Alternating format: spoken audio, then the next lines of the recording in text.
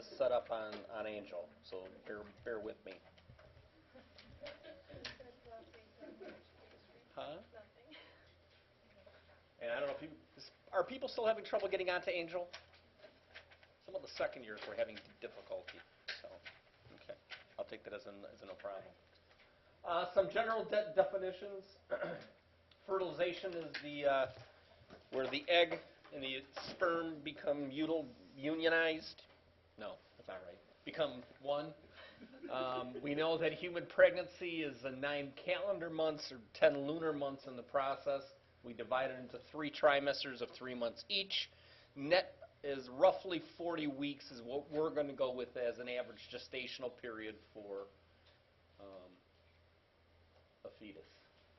Gestational age is defined from the point of conception, although that point is not always known.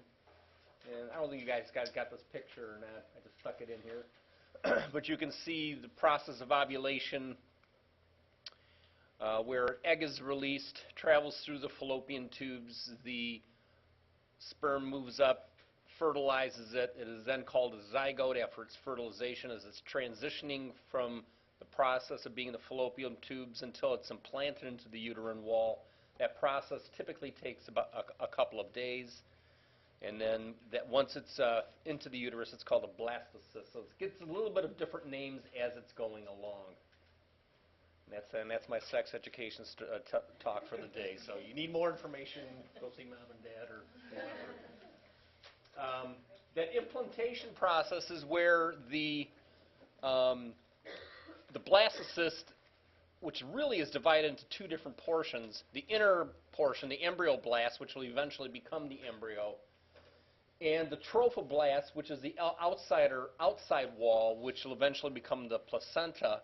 And what ends up happening is there are enzymes and hormones that are released that allow the endometrial wall to thin and the trophoblast to actually merge with it so that you have that connection existing between the embryo and the uterine wall.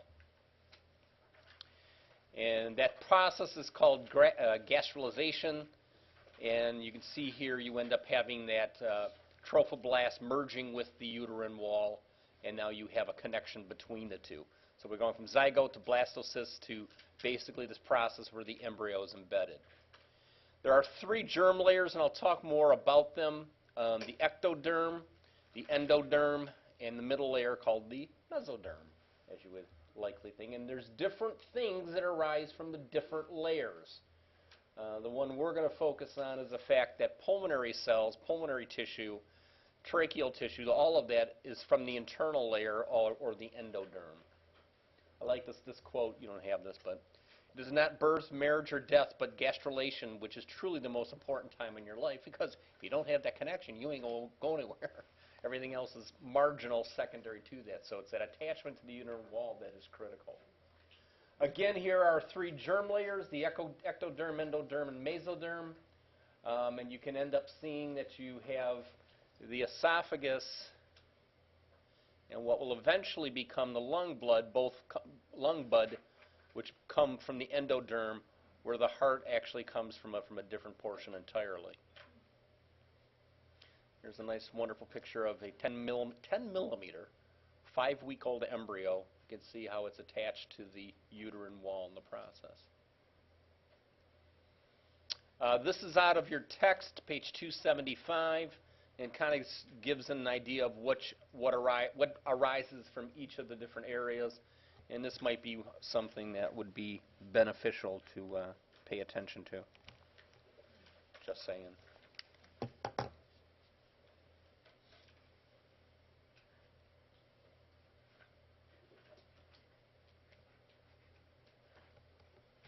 There, how's that? Some different names that are there, and I think I threw a couple that you didn't have on your sheet. But zygote, again, is that newly fertilized cell that is going through a process of mitosis, splitting itself and splitting itself and splitting itself. And by the time it reaches the uterus as a blastocyst, it is probably somewhere in the order of 60 to 100 cells. And then gradually, as it's implanted, then the embryo develops for the first 6 to 8 weeks, after which we call the growth, the thing, a fetus at that point. And then after delivery, we're considering that a neonate, up through about a month to a year as an infant, and above that is classified as a child. So kind of give you a time frame as far as what is there. Got it? Okay. There are 5 stages to the development of the pulmonary system. Some authors combine the last 2. We're not. We're going to keep it at this. And if you'll notice, it's kind of nice in the sense that the weeks ending in 6 are kind of the breaking point. So the first portion, day 26 through the 6th week, roughly day 52, is considered the embryonal stage. The pseudoglandular stage is week 6 through the 16th, or really 7 through the 16th. Canalicular, 17th to the 26th. Saccular, 26 to 36, and then the alveolar stage is the final 4 weeks roughly that you have that the process goes through. So let's talk about each of EPCSA is a way to remember it. Not. Embryonal stage. These are where we first see the development of the primitive lung branching off of the esophagus, what are known as lung buds. Appear at about 26 days, so really there's no pulmonary system at all for the first few weeks.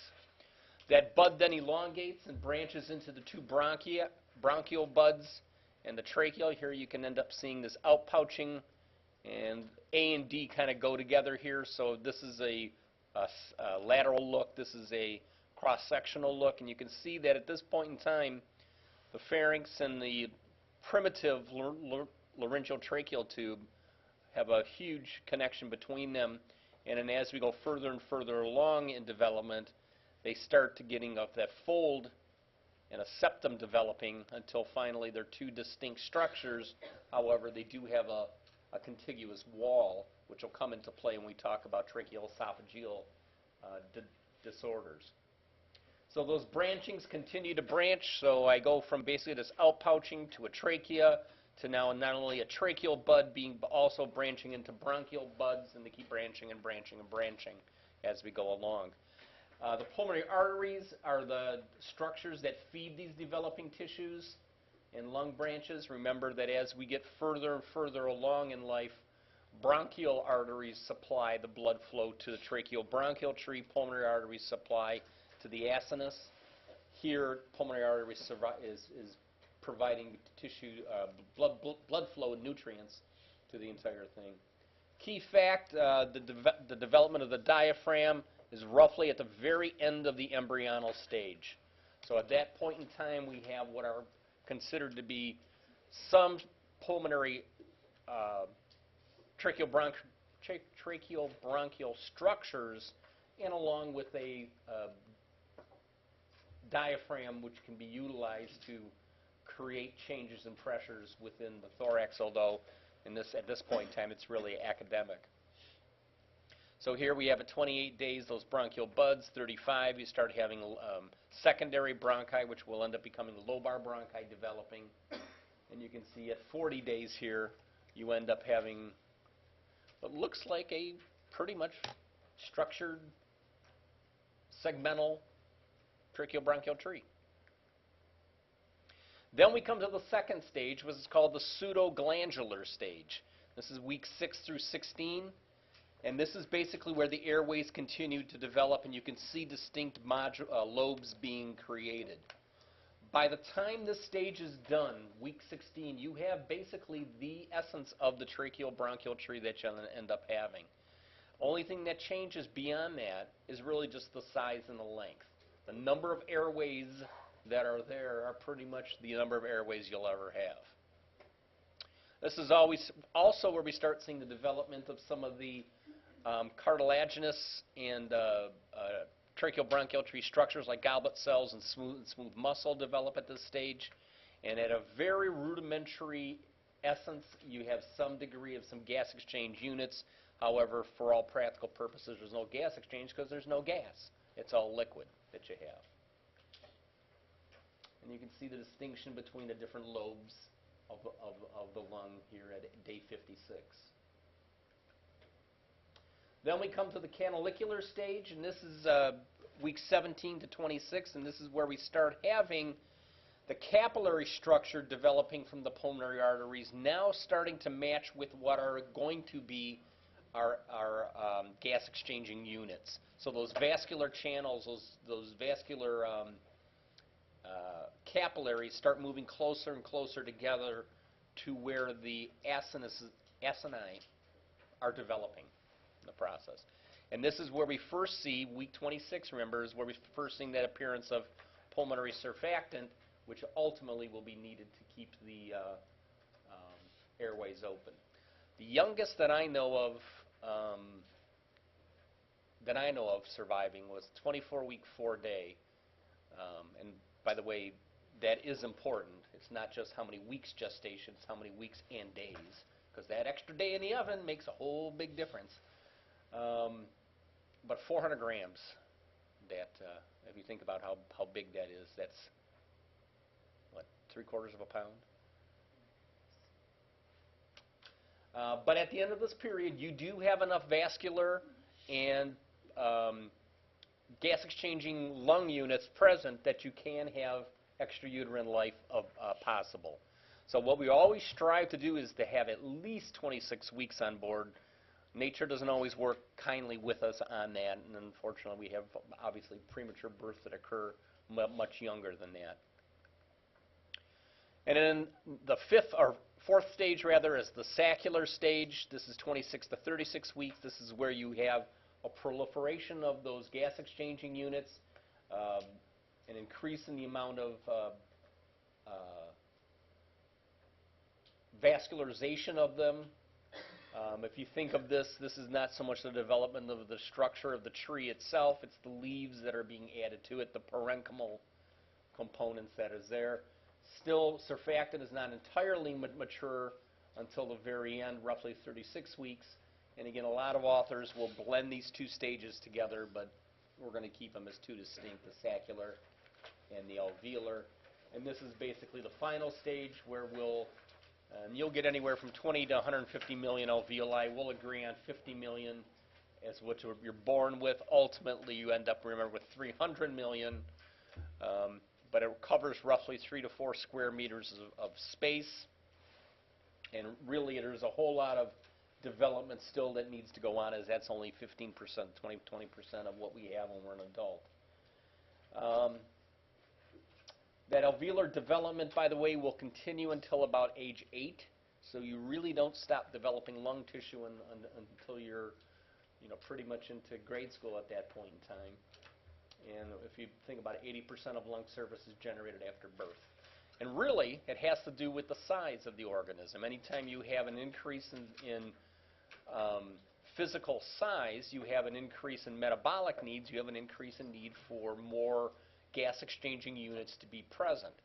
That's why if you look at some, and if you ever want to find, if you're ever bored in life, do a search on comparative pulmonary systems in various species, comparing lobsters to fish to whales, and you start seeing that as you get bigger and bigger in size, the need for gas exchange becomes that much greater. So that's why as we grow, we have more oxygen demand, more carbon dioxide production, more need for gas exchanging units. Okay, so that's the 5 stages that are involved there. You should have an idea what occurs at each of the stages, kind of what I bulleted there for you. Oh, and look at that. Look at that child. They can't even get the thing there. Let's see, they put the diaphragm complete into the pseudoglandular. I'm putting it back into the embryonic, but that's just little arguments that are back and forth, which means that I won't ask a question on that. But. So what happens then after birth? Well, at birth, really, the lung is not just a miniature of an adult, and a lot of respiratory therapists fall into the trap of just thinking that these are just little baby adults, and they're totally mistaken in that account. There are so many different things that occur that so many different differences between an adult a neonatal and pediatric patient from an adult patient. And when I talk about, there's one talking about assessment, I'll get more into that as far as the differences that exists. But there is, again, that growth that exists. Also, in later life, you can get gas exchanging units that can occur. So, for instance, if you have a pneumonectomy, you don't necessarily get new airways, but you get more acinine per airway branch that you ended up having. Same is true if you have a high altitude. One of the things that over time occurs is you develop additional gas exchanging units. You lose it if you have things like starvation happening.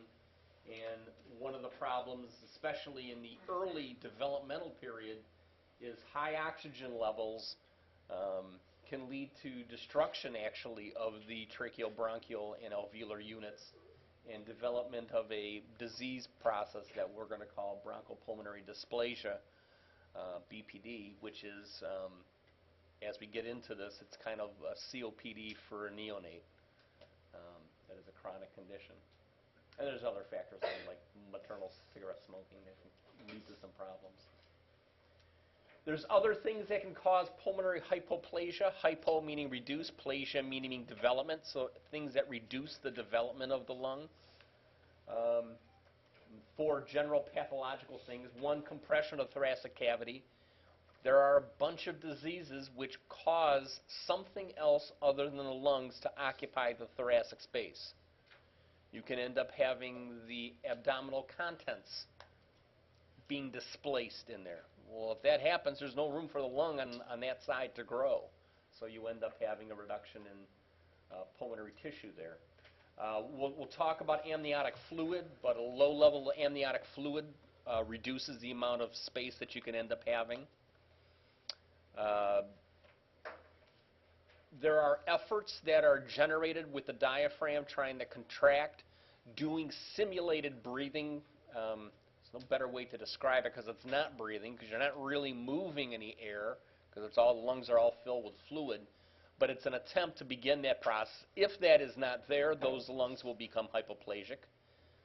Hypoplastic, I guess, is the better word for that. And then some hormonal and metabolic problems can lead to the same process. Just go back and review surfactant. Remember that surface tension exists at the air-liquid interface. So as that changes, you need to have something that's going to prevent those like molecules from wanting to attract to each other, which would promote airway alveolar collapse. So that surface tension increases as the radius decreases, and that promotes the collapse of the alveoli. And that substance present, meaning surfactant, reduces the surface tension. If I have a reduction in the numerator here, that means that the pressure required to inflate that sphere also goes down. So as the radius gets smaller and smaller, the amount of surfactant becomes greater and greater, so the surface tension does not cause that airway that alveolus to collapse. Vaguely remember this? You know, this was what, Module B from last September sometime? Yeah. Didn't make sense then, don't make sense now.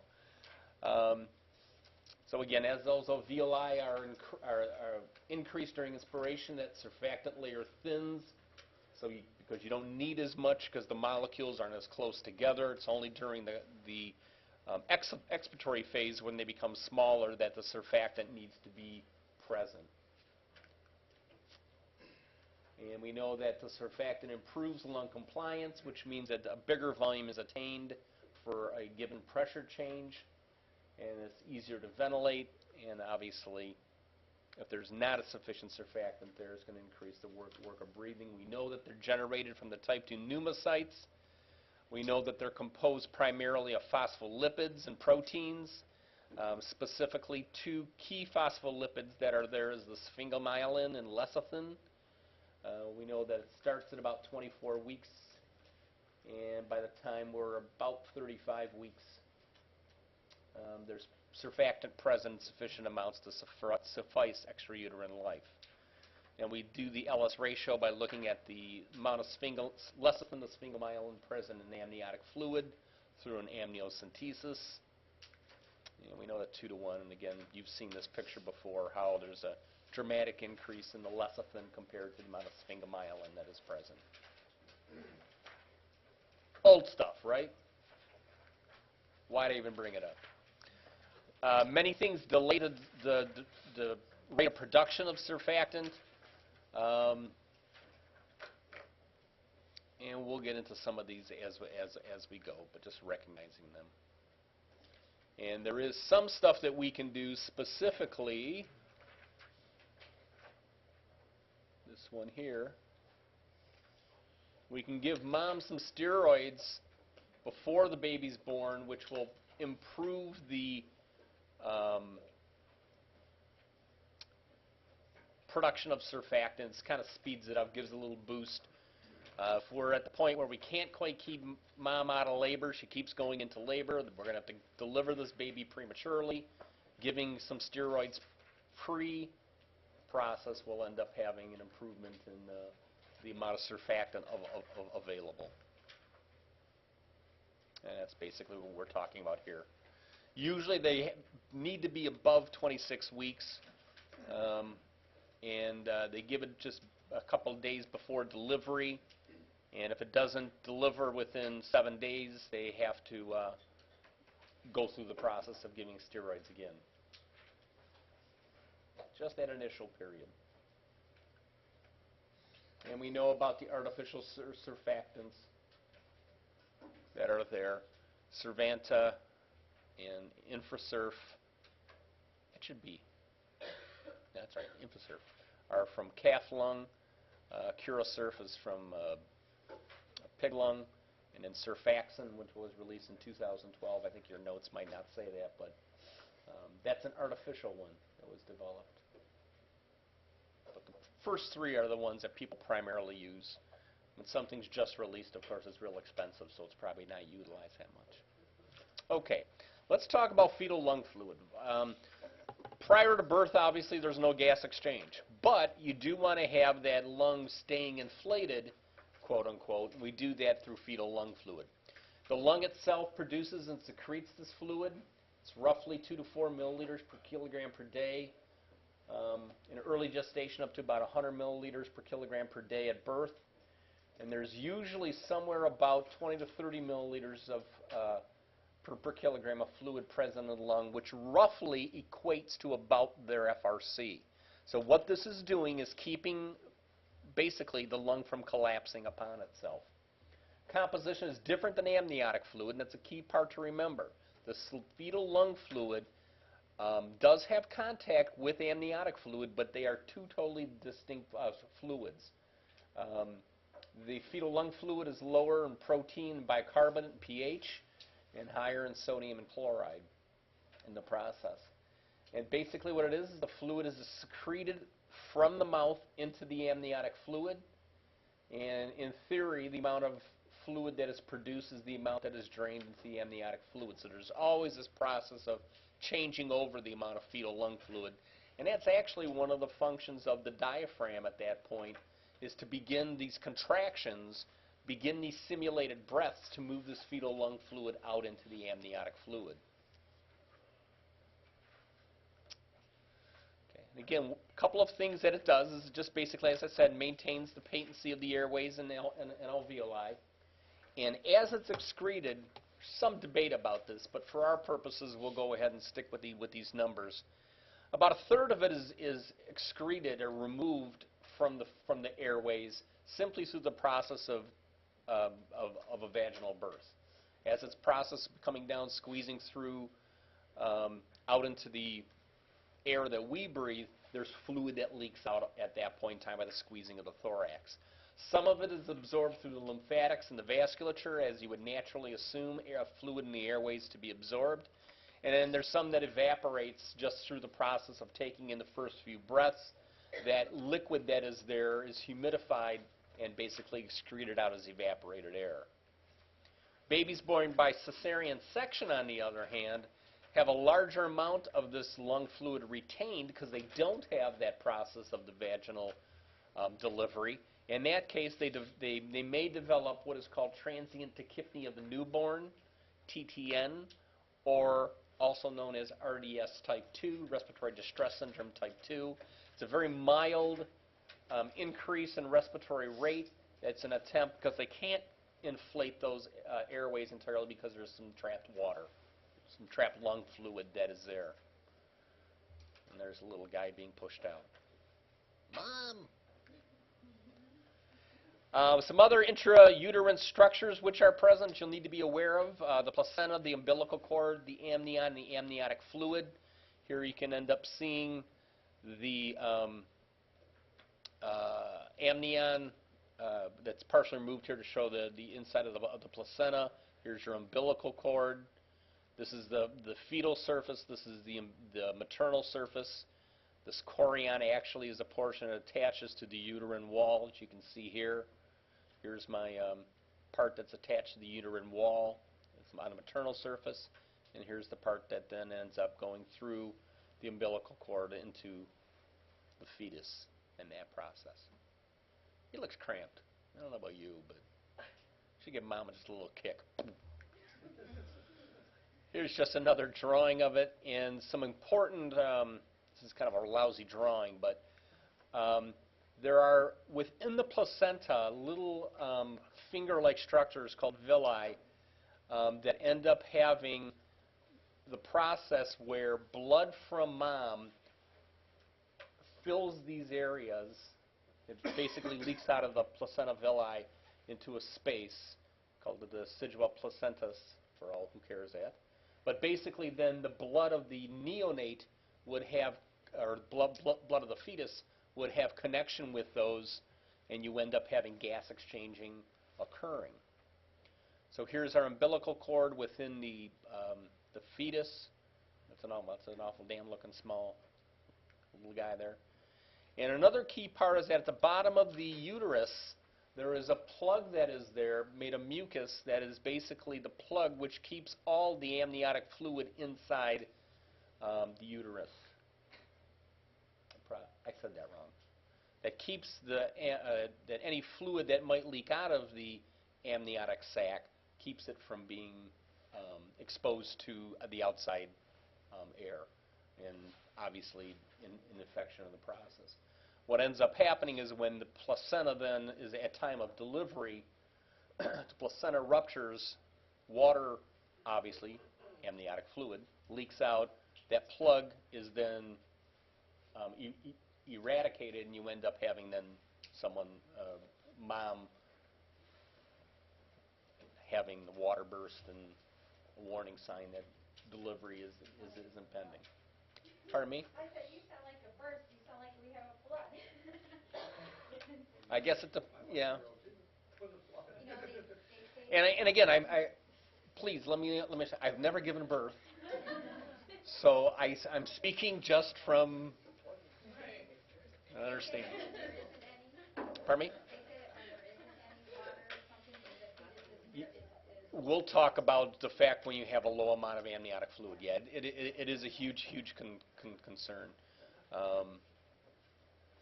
So the placenta is basically the organ through which three primary things occur. Biggest one being gas exchange, obviously for our purposes, that you need to have the exchange of oxygen and carbon dioxide between mom and fetus, because otherwise there would not be the ability for that baby to get oxygen.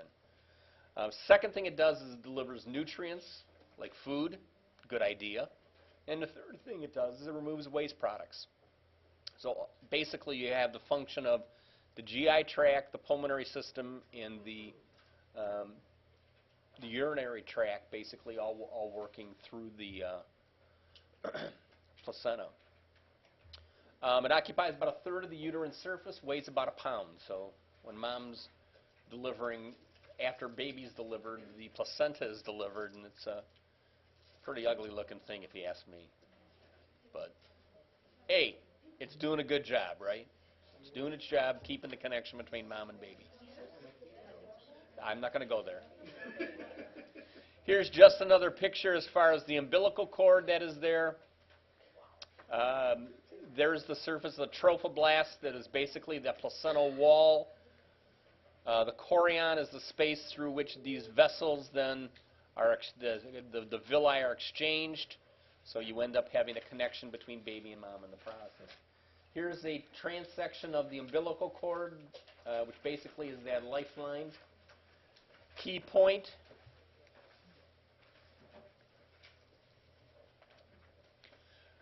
Two umbilical arteries, one umbilical vein.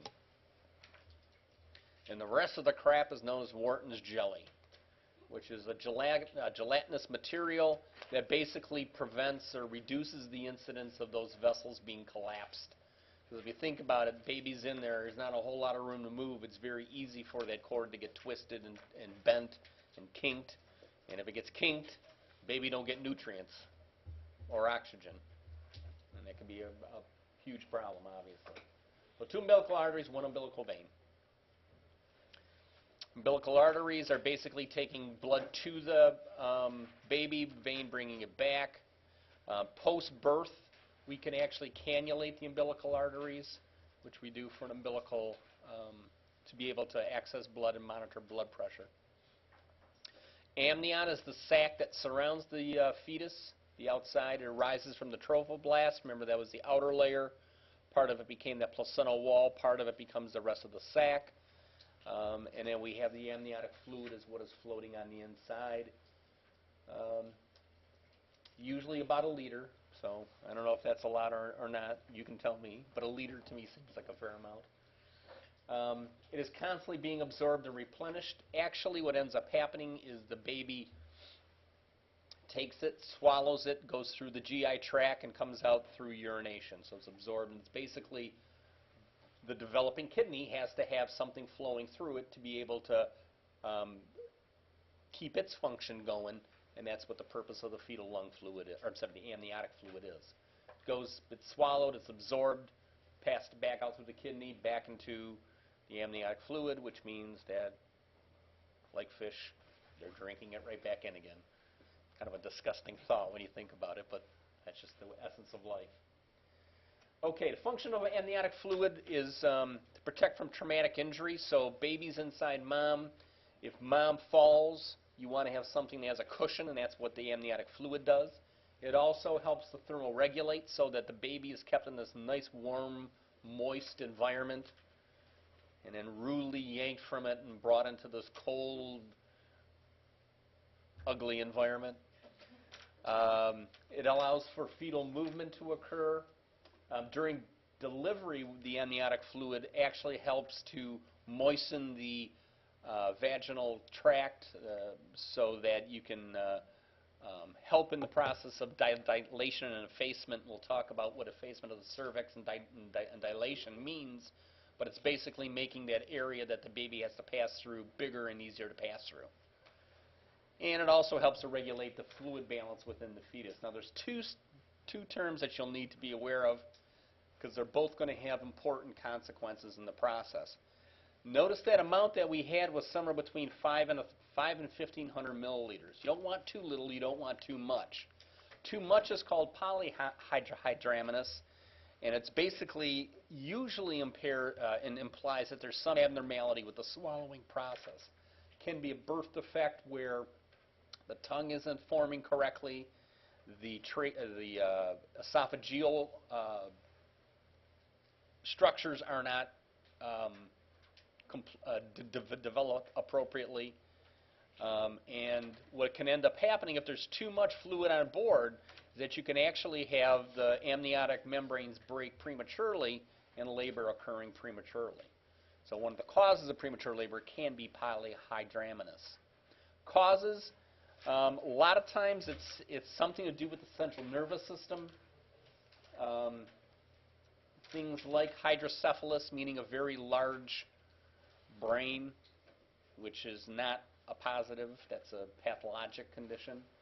The head is the brain is so large that the head actually, because there's no sutures that have been formed yet in the skull, the head just gets larger and larger, and usually it's associated with severe birth defects. Anencephaly, anyone want to give a guess on that one? An absence of a brain, that's right. It obviously is not a viable birth at that point. Disease called spina bifida, and microcephaly is obviously the opposite of hydrocephalus. It's very small.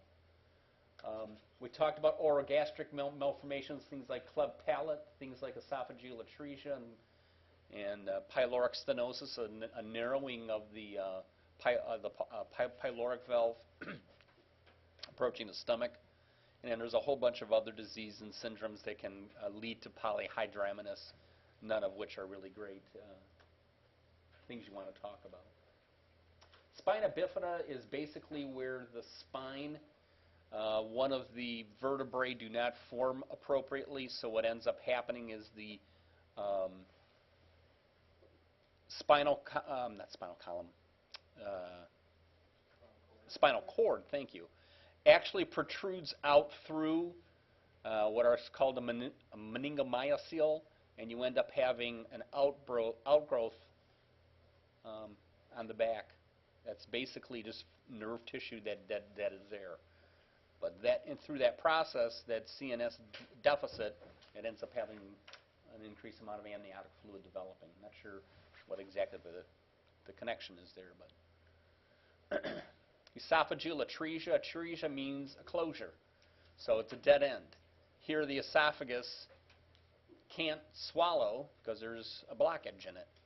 Now, usually the atresia is associated with a fistula of the trachea. Otherwise, this would not be a viable birth because there would be no way for that baby to get nutrients after birth. So there usually is a connection between them where the esophagus and the trachea have some degree of connection between them. And we'll talk more about tracheoesophageal fistulas and esophageal atresia at a later juncture. Other end of the spectrum is a reduced amount of amniotic fluid called oligohydramnios, and this is usually associated with something with the urinary system, either problems with the kidney itself developing or a kidney not developing, or some other things as far as the urethra not being appropriately developed and it being stenotic. Don't worry about Potter syndrome. And the process, because you don't have adequate amount of amniotic fluid, you can end up, that's one of those things that can cause a hypoplastic lung because it's underdeveloped. Can also lead to compression of the umbilical cord, which can lead to neonatal asphyxia and other skeletal deformities. So, here's a look at what the blood gases look like. If you notice the pH, PCO2 look pretty well normal.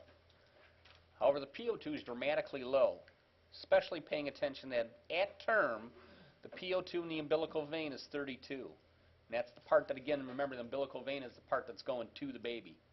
So babies do not have a PO2 at birth of 40 is perfectly normal. And you think, wow, we'd be all concerned and excited about it. And the reason being is fetal hemoglobin. Fetal hemoglobin has a huge shift to the left, meaning it can carry more oxygen than the adult version can at a given PO2. So even though that PO2 is only 30, you can still get a pretty decent saturation out of it compared to the adult. Okay.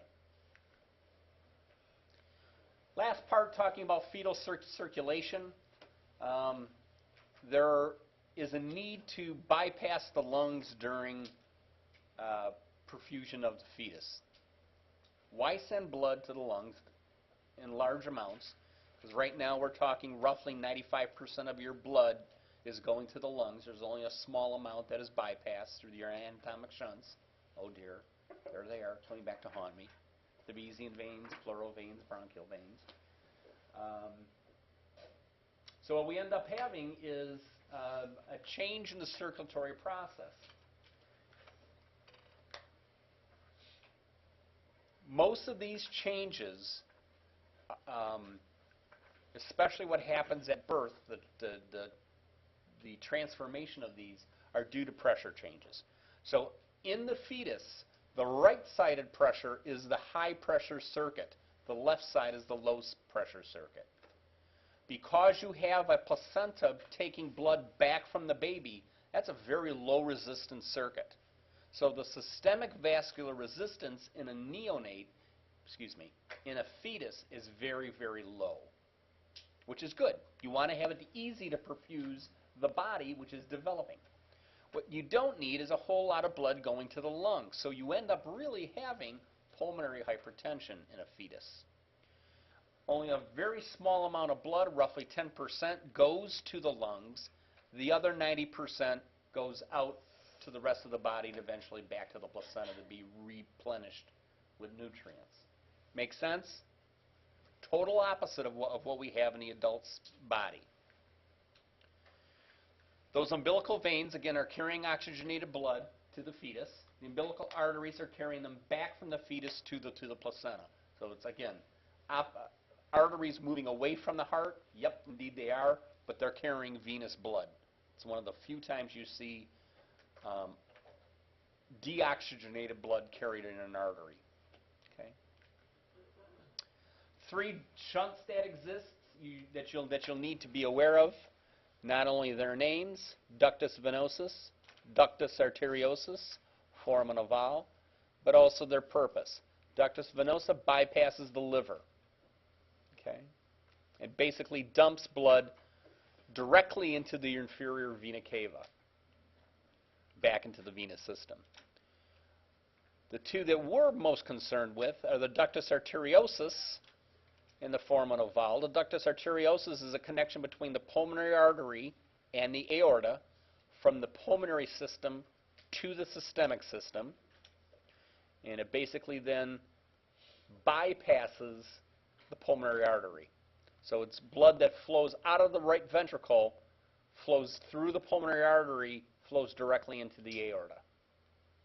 So it's the way to get blood coming back from mom through the inferior vena cava, where the umbilical vein dumps into, going directly into the systemic circulation.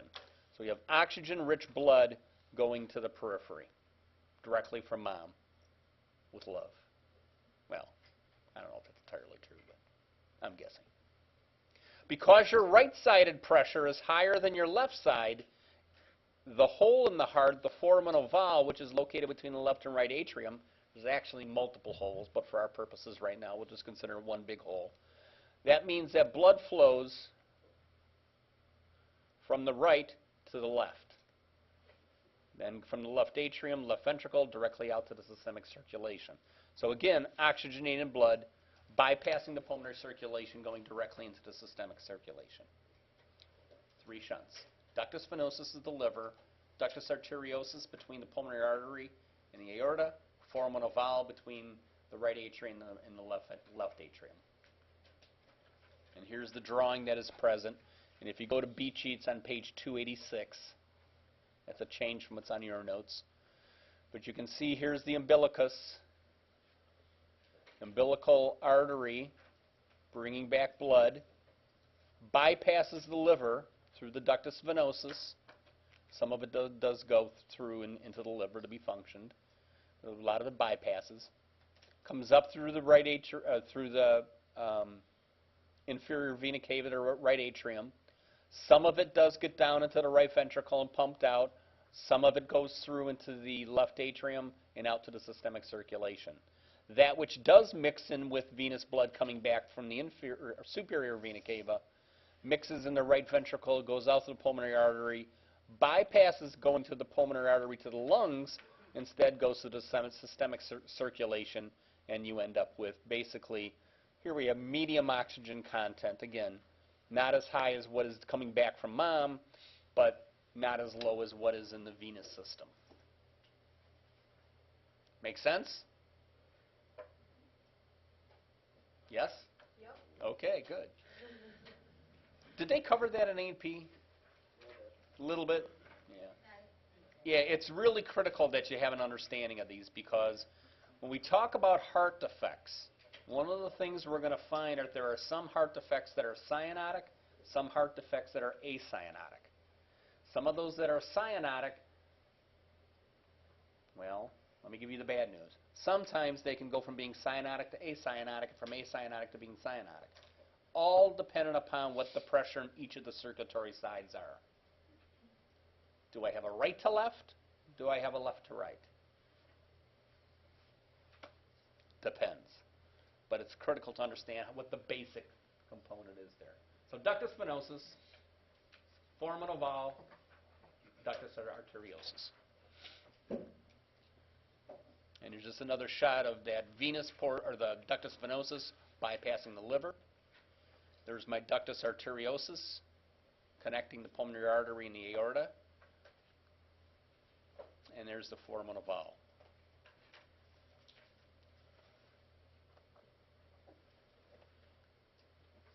Now, sampling of blood is an important concept. I mean, I think Mary probably,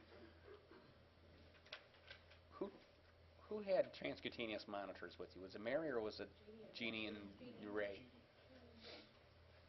They talked about evaluating whether or not blood is preductal or postductal. Preductal blood, if you go back here, notice where this branch is where the typical junction between the pulmonary artery and the aorta is distal to all that branching that occurs, the brachiocephalic, the left common carotid, and the left subclavian. That's why the whole head is preductal. That is correct. This is preductal, this is preductal, this is mixed, but everything else is postductal that we sample from. So if you're taking a transcutaneous monitor and you're placing it on the right shoulder and you place one on the lower left abdomen, those are difference between a preductal blood flow and a postductal blood flow. Remember, keep in mind, the umbilical artery is postductal. So when you're getting blood from there, you're going to have the effects of any time that ductus arteriosus does not close. What we call a patent ductus arteriosus, a PDA. Okay? Left arm's kind of that variable that we don't usually utilize in.